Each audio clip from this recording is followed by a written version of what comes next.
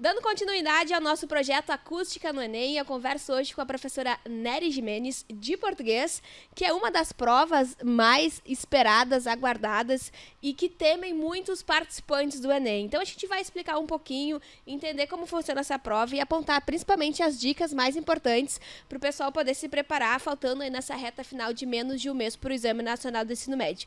Nery, seja bem-vinda à Acústica FM, obrigada pela tua presença. Muito obrigada, Valesca, é um prazer estar aqui contigo, não é? Conhecendo essa rádio que tem um trabalho tão importante na comunidade. Então, falando na prova do Enem, não é? Eu acho importante retomar a questão da leitura.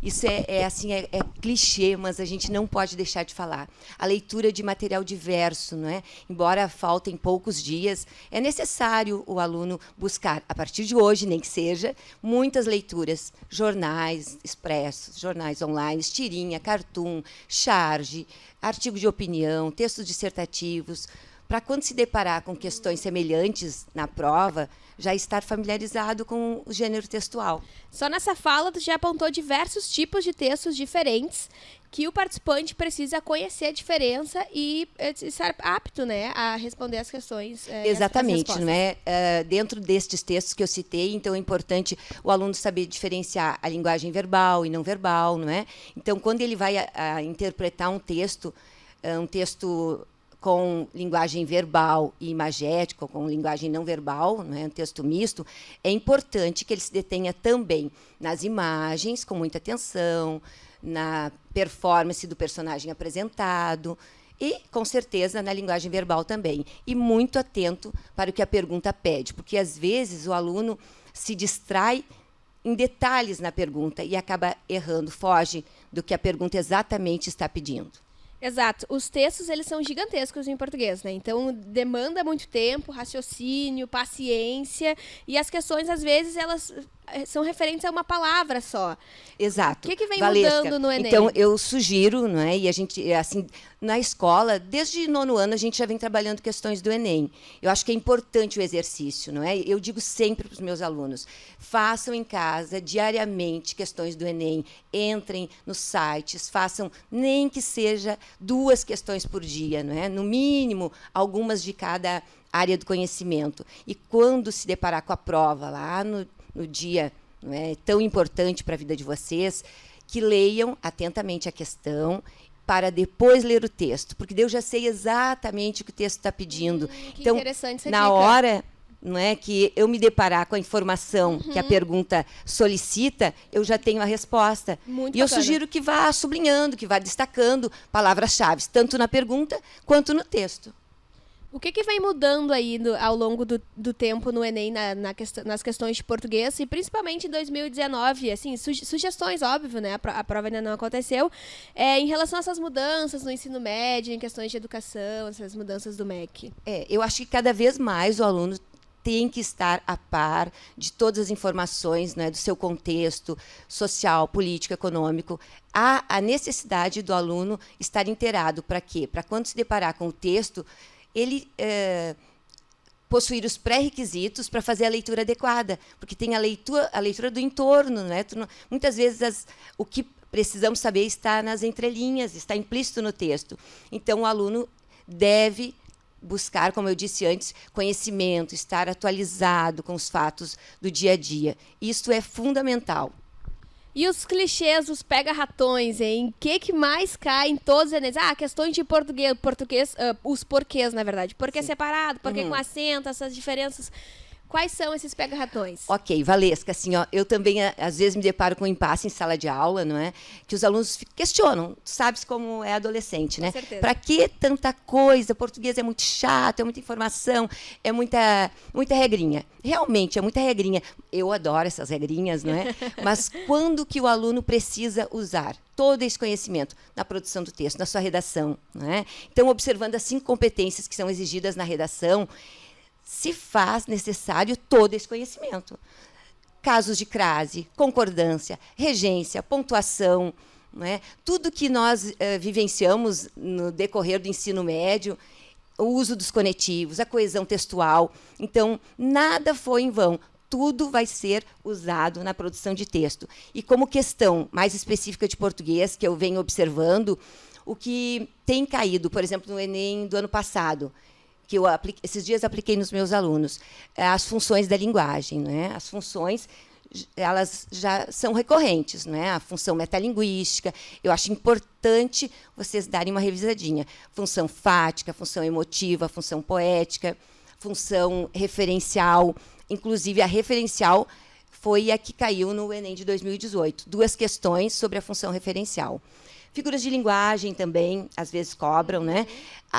As figuras de linguagem, elas têm uma lista vasta, não é? Claro que o aluno que não estudou muito até agora, ele não vai dar conta de todas as figuras, mas não custa dar uma revisada, passar os olhos, não é? Metáfora, enfim, tantas outras, não é? Que podem, né, surgir na prova ou não é? Mas se surgir, o aluno estará preparado, né? Outra coisa que eu acho importante assim na interpretação do texto é observar a função das conjunções, os conetivos que a gente trabalha, aquela classificação das orações que parece insignificante. Quando que ela é importante? Ela é importante quando eu vou interpretar o texto, saber qual o papel daquela conjunção, o que ela está expressando dentro daquele contexto vai favorecer a interpretação, não é? Se eu entender um conectivo de forma errada, eu vou entender o texto de forma errada, né? E aí acaba causando o erro da questão. Exatamente, e perdendo a oportunidade. Né? Então, assim, eles mesmos já perceberam que, dentre as alternativas, normalmente ficam 2, né? E aí, naquelas 2, o aluno tem que ter mais atenção. Então, ele vai voltar para a pergunta, para eliminar, para observar, como eu disse antes, o que realmente a pergunta pede.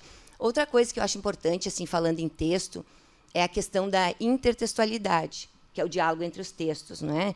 Muitas vezes um texto faz menção a outro, e se eu não tenho um conhecimento prévio desta outra leitura, eu acabo encontrando dificuldades, não é? E aí eu volto a falar da importância da leitura. Muito interessante, né? De fazer ligações com os links com outros textos. Isso é comum, não é? Em provas de vestibular, em prova de Enem, não é?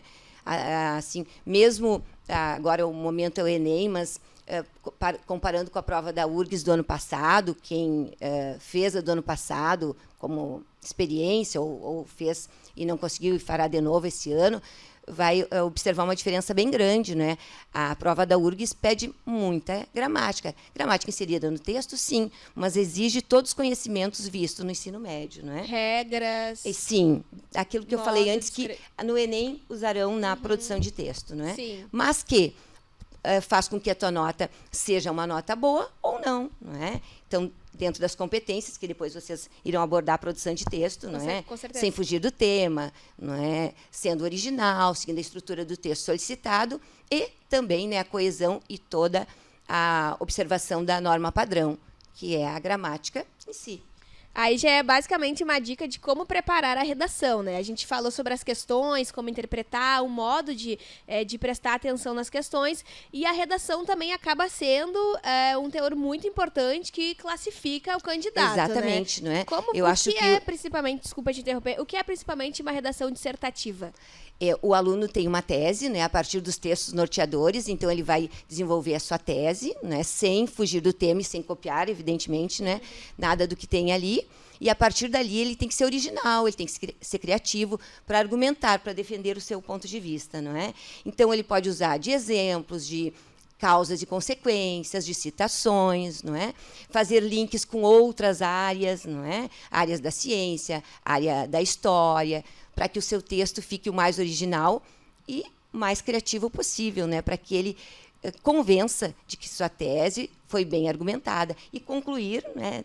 Normalmente se pede fazendo uma intervenção, apresentando alguma sugestão para que essa situação do seja problema. Solucionada. Geralmente é um problema. Eu trouxe algumas dicas. A persistência da violência, a publicidade infantil, a lei seca, que já foi tema de Enems anteriores. Que foi um tema, assim, eu acho que favoreceu o aluno, não é? Por exemplo, a última da questão da dificuldade auditiva, não é? Alguns se perderam, porque se prenderam só na questão da dificuldade auditiva, mas tinha a educação, tinha a inclusão, tinha outras palavras-chave ali que os alunos, na ansiedade, né, de fazer com rapidez, talvez, não perder tempo, acabaram se perdendo. E a nota da redação é fundamental. Sem né? dúvida, sem dúvida. Outra coisa, Valesca, que agora falando e me lembrei, a questão da tipologia textual também. Boa. Eu acho importante o aluno saber diferenciar, não é?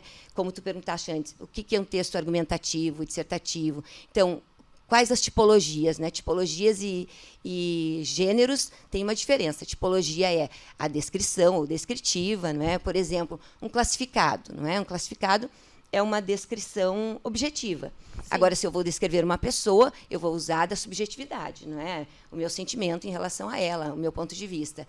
Então, normalmente, não aparece só um texto descritivo. Onde é que eu observo?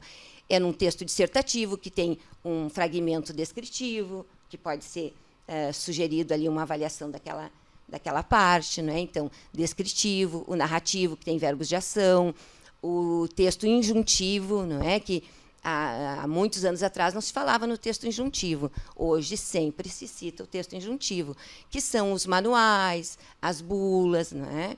E dentre todas essas tipologias vem aquela vasta linha de gêneros textuais, desde o conto, o romance, né? Uma carta, uma resenha, a charge, como eu falei antes, uma propaganda, né? O anúncio publicitário, o anúncio institucional, que às vezes o aluno não sabe diferenciar, não é? O anúncio publicitário vem de um produto, o anúncio institucional vem de uma ideia, não é? Então é importante também, nesses últimos dias, revisar as funções, né? As figuras, correto, a intertextualidade, eu acho importante, não é? Essa questão da tipologia e dos gêneros textuais, o pronome relativo na interpretação e na redação, não é? Em ambos, eles são muito importantes. Por quê? Não é? Porque o pronome relativo, muitas vezes, aparece retomando uma ideia. E quando se pede, não é, qual ideia o pronome está retomando, pronome relativo ou um outro, anáfora, né, que se chama Sim. anáfora, né, ou termo anafórico, não é, gente? Se aparecer termo anafórico, anáfora é a mesma coisa. É um termo retomando o que foi dito. Então, eu tenho que ler com atenção para não retomar a informação errada. E se eu retomo a informação errada, foi por água abaixo a questão. Já perdeu a oportunidade. Ou catáfora, que é quando eu uso uma expressão, um termo, para evidenciar o que eu vou citar. Né? Então, eu digo, aconteceu isto. Aí, 2 pontos, eu cito isto. Isso é a catáfora. Né? A anáfora retoma o que já foi dito. Então, os pronomes relativos e outros termos são importantes também prestar atenção, né? O uso do cujo, o uso do onde, que só se usa para lugar, cuidar na produção de texto, que eu observo assim, em uma das escolas eu também trabalho produção de texto. O vício dos alunos em usarem um pronome relativo onde de forma inadequada. Né? Exato. Então, é um erro pequeno, mas faz com que o aluno perca algum ponto. Um exemplo de onde usar o onde corretamente. Tá. Então, o onde eu devo usar para lugar fixo. Então, a escola onde estudo fica no centro, lugar fixo. Correto. E o aonde para a direção. Né? E os demais pronomes, no qual, a qual, a que, não é para outras situações, quem para a pessoa, observando se o verbo não exige preposição, não é? Se eu usei o verbo referir, quem se refere a alguma coisa, vai exigir a preposição antes do que. Então, a disciplina a que me referi exigiu o a antes do que, né? Ou ao qual, o qual e o que se equivalem. Né? Então, são detalhes que às vezes passa batido. Se eu digo a pessoa de quem falei, não, a pessoa que falei, não, a pessoa de quem falei, não é? Quem fala, Sim. De que ou de quem, não é? Então, Exato. Na correria, às vezes, acaba esquecendo. Então, na hora de dar uma revisadinha, prestar atenção nesses detalhes, né? Enquanto tu falava, eu imaginava as questões do Enem que eles fazem ligações ao dia a dia, né? Para pegar, são os pega-ratões, né? Sim. E aí fazem uma analogia com a publicidade, fala de marcas, de propaganda, de algo que aconteceu na política. Exatamente. E colocam essas dúvidas de português para o aluno fazer essa interpretação, né? Exatamente. Então, esses detalhes, né? E voltando lá às funções, por exemplo, uma propaganda. Uma propaganda, qual a função que a propaganda tem? De persuadir, né? Sem de persuadir dúvida. O leitor. Então, é a função conativa ou apelativa, que não dá para confundir, Valesca, com conotativa. Né? Conotativa entra toda a linguagem figurada, denotativa é a linguagem literal, e conativa é a função. Né? Função conativa ou apelativa, que é aquela em que o texto, verbal ou não verbal, ou misto, tem a função de convencer o leitor daquilo que ele está oferecendo, né? Um produto ou uma ideia. Muito bacana. O que não fazer na redação? Que a gente, às vezes, acaba tendo vários participantes com a redação zerada, porque colocou uma receita de miojo, colocou um hino de um time. Isso já aconteceu em outros Enems. O que não fazer para não zerar a redação? Principalmente agora, com toda essa transformação política que está acontecendo no Brasil. Eu acho necessário, assim, o principal de tudo foi o que eu disse no início, né? A leitura. Ainda dá tempo, não é, gente? Ainda dá tempo de se inteirar dos fatos atuais, de situações importantes deste ano, buscar ler o maior número possível de textos até o dia da prova, até o dia da redação. Então, ler com muita atenção os textos norteadores, né? Pensar numa tese em que eu tenha argumentos para defendê-la, né, com originalidade. Conhecer autores ajuda no momento da escrita? Né, fazer citações, né? Por isso, se eu sou um aluno, um bom aluno em história, se eu domino outras áreas, eu posso fazer referências, né, para ilustrar o meu argumento, prestar atenção na hora de desenvolver o parágrafo, o tópico frasal. O que é o tópico frasal? É a ideia principal do seu parágrafo, né? Então, eu apresento o tópico frasal em cada parágrafo e aí desenvolvo também esse tópico frasal naquele parágrafo, não é? Cuidar a repetição, não é? Não ser repetitivo, repetição de ideias e repetição de palavras, né? Por isso que a gente tem os pronomes, tem o sujeito oculto, elíptico, não é? Para que não haja essa repetição. Sinônimos. Né? Sinônimos, né? Tudo isso são formas de não ficar repetindo palavras. Outra coisa é não se contradizer, né, gente? Não, tem que ser coerente, né? Assim como a gente tem que ser coerente na vida, tem que ser coerente na produção de texto. Então, eu vou pensar em argumentos, né? Embora eu não tenha muito tempo, mas eu vou estar preparado, e assim que a gente espera que os nossos alunos estejam preparados. Sem dúvida, é o e que a gente deseja, muito, né? Valesca? Exatamente. A gente fica muito feliz quando vê que os nossos alunos tiveram um bom desempenho. É o resultado do nosso trabalho, né? É o resultado do estudo deles, do esforço, mas também é a nossa contribuição. Então, argumentação forte, né? Que convença o leitor daquilo que eu expressei na minha tese e não esquecendo de fazer um fechamento com uma sugestão de solução para aquela tese apresentada, né? Uma solução viável, não adianta, né, fazer uma coisa surreal, porque daí vai desvalorizar o texto, né? Sem dúvida. E o número de linhas, né? Um aluno que fez o ensino médio, que se preparou o mínimo, ele vai escrever em torno de 30 linhas, não é? Acredito que sim. Já concluindo o nosso bate-papo sobre português, a gente tem aqui na Acústica FM um ouvinte adulto que talvez não tenha tempo ainda de ter se dedicado para o Enem. E a gente também tem os alunos que estão aí trabalhando o ano todo, estudando o ano todo e já tem um preparo maior para a prova. Uma dica que eu acredito que seja importante, porque na época eu já fiz Enem há algum tempo, eu acabei com o hábito escrevendo uma redação por dia. Uhum. Então, buscar temas dos Enems passados ajuda na hora Com certeza, o exercício da redação, assim como eu falei antes das questões, né, que desde que eu determinei que eu faria Enem durante 2019, qual deveria ser a minha atitude? Começar a fazer questões do Enem, buscar muita informação e produção de texto. Quanto mais eu produzir, não tem tempo, né, de estudar, não mas tem. Faz Exatamente, porque chega na hora, aí dá o branco. O branco, para mim, é porque não se preparou, não é? Sem dúvida. Se deu o branco, faltou informação. Então, leem, não é? Façam exercício, redigam. Não é? A pessoa que está fora da escola, mesmo assim, não é? Tem que acreditar no seu potencial, tem que ir com fé, mas, junto com a fé, o exercício. Esses últimos dias que sejam de muito esforço, produzindo textos, pedindo para alguém dar uma olhadinha. Interessante, outra pessoa corrigindo. Eu acho, porque muitas vezes, não é, uma pessoa que esteja ali ao meu lado, até um colega, talvez não tenha essa visão crítica. Então, é importante, não é, se tiver alguém que possa dar uma revisadinha, dizer o que pode ser melhorado, porque a gente sempre tem, né, Valesca, sem dúvida, o que melhorar. Então, exercício de redação é também fundamental. Por quê? Porque se eu me sentir preparada, eu vou levar menos tempo para a redação, vai me sobrar mais tempo para as questões, não é? E outra coisa que eu acho importante também, quando travou numa questão, passa adiante. Opa, né? Legal. Não é? Porque senão eu acho porque tempo, tu vai ficar empatando o teu tempo. Passa adiante, depois, quando sobrou, volta. Não vai deixar em branco, não vai chutar. Não, a gente não está ali chutando, né?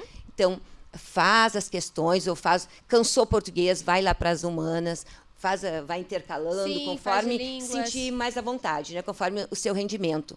Mas não fica muito tempo numa questão, né? Tem questões, como eu disse antes, se eu ler com atenção a pergunta, anotar o que exatamente está pedindo, na hora que eu ler o texto, eu já vou identificar. Essa informação, então, né? eu vou conseguir responder esta questão com muito mais rapidez. Perfeito. Questão de segundos, não é, Valesca? Certíssima. Nery, muito obrigada pela tua presença, tua disponibilidade aqui na Acústica FM, casa sempre aberta para vocês. Muito obrigada, foi um prazer e, assim, mais uma vez, quero deixar um recado para os meus alunos, para todas as pessoas que se inscreveram para o Enem, que ainda há tempo, não é, gente? Ainda há tempo de buscar informações, né? Tem que tentar, de se preparar, não pode de não perder o horário, não é? Importante. Isso, e com fé e com preparo, não é? A fé é importante, mas não resolve tudo, não é? Então, boa sorte a todos e obrigada pelo convite. Foi um prazer, Valesca. Obrigado, nós. A gente fica por aqui e em breve a gente vem com mais um novo episódio sobre acústica no Enem. Até mais.